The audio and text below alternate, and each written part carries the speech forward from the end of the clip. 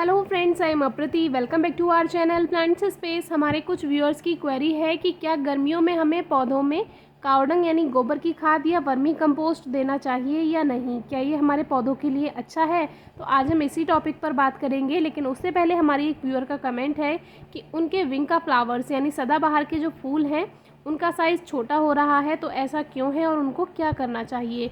तो जो सदाबहार का पौधा होता है, जब वो ज़मीन में लगा हुआ होता है तो आपको बिना फर्टिलाइज़र के ही काफ़ी सारे फ्लावर्स देता रहता है।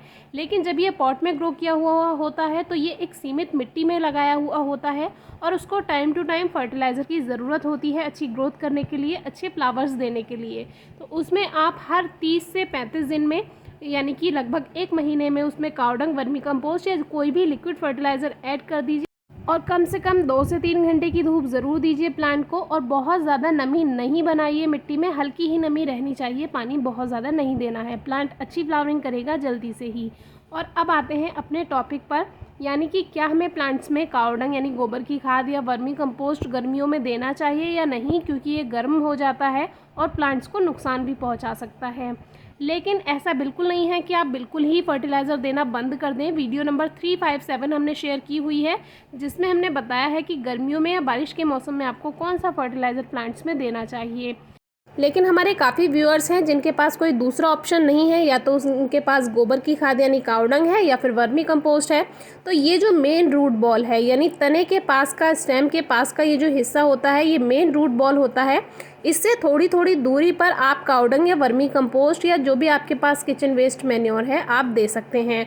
उसके लिए बिल्कुल किनारे किनारे गमले के आप इस तरह से हल्का हल्का सॉइल को हटाइए, जैसे कि हमने आपसे शेयर किया था कि किस तरह से फर्टिलाइज़र फरवरी के मौसम में हम ऐड करते हैं प्लांट्स में जिनको रिपोर्ट नहीं करना होता।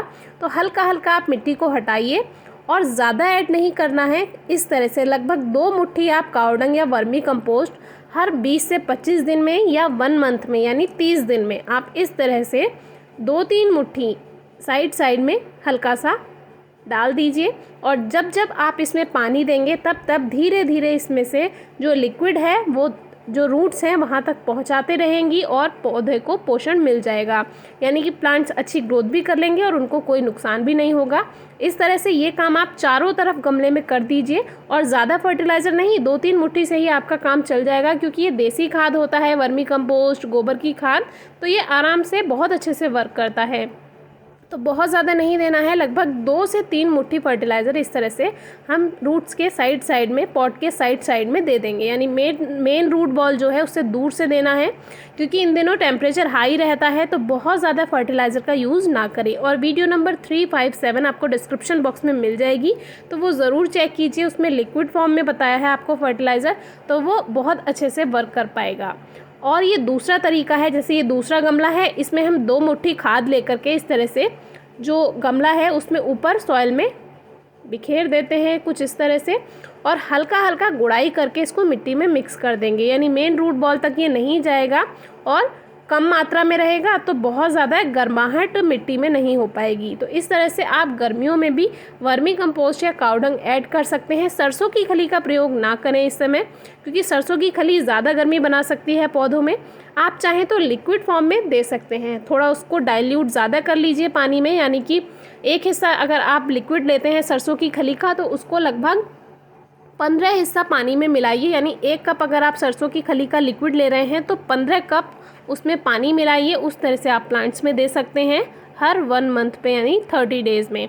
तो उससे फर्टिलाइज़र की कमी भी पूरी हो जाएगी। इसीलिए हम आपसे कहते हैं कि फरवरी और अप्रैल के जो टाइम होता है, फरवरी, मार्च और अप्रैल, इस समय आप प्लांट्स में फर्टिलाइज़र अगर सही से ऐड कर देंगे तो आपको बहुत ज़्यादा गर्मियों में फर्टिलाइज़र देने की ज़रूरत ही नहीं पड़ेगी और आपके प्लांट्स बहुत अच्छे से ग्रोथ करते रहेंगे। इसीलिए समय से काम करना ज़रूरी है। उस समय यानी फरवरी के समय तो आप प्लांट्स में फर्टिलाइज़र देना ज़रूर ध्यान से याद रखें, क्योंकि वो ग्रोथ टाइम होता है और जो प्लांट अपनी पूरी एनर्जी से जो ग्रोथ कर पाता है, पूरा दम लगाकर अपना पूरी पावर लगा देता है अपनी ग्रोथ में, तो उस समय उसको फर्टिलाइज़र की अच्छी ज़रूरत होती है। तो फरवरी मार्च में फर्टिलाइज़र ऐड करना बिल्कुल ना भूलें, हम आपसे इसीलिए हर बार कहते हैं। तो आज की वीडियो आपको कैसी लगी है ज़रूर बताइए, कोई क्वेरी हो तो ज़रूर पूछिए। Thank you.